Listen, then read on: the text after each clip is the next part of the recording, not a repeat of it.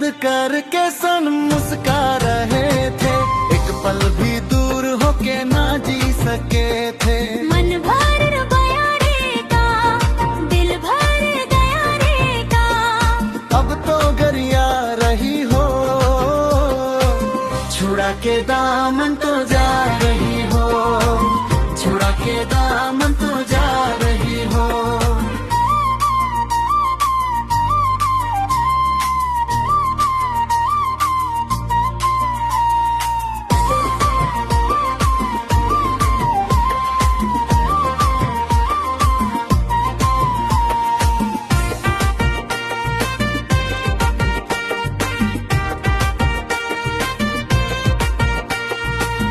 मेला में झूला झूलते संगे संगे फोटो खींचाए, चाट पकौड़ी खाए खाए खूब मस्ती मचाए। रोज रोज फोन करके नींद मोर उड़ाए दे ले, अब दूसरा संगी पाए के मौके भुलाए दे ले।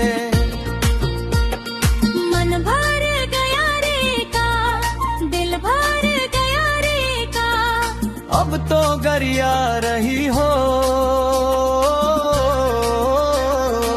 छुड़ा के दामन तो जा रही हो, छुड़ा के दामन तो जा रही हो।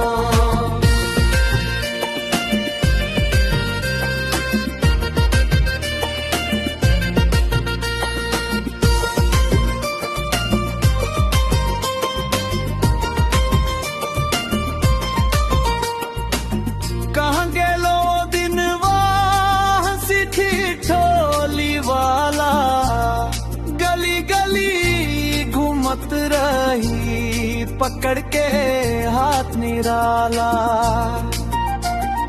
आँखी मार मार के दिलवा धड़का देत रही, आज मोर नाम सुन के मुँहवा फेरत रही।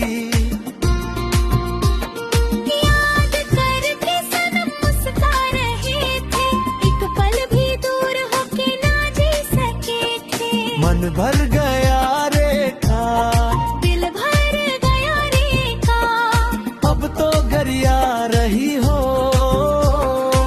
छुड़ा के दामन तो जा रही हो, छुड़ा के दामन तो जा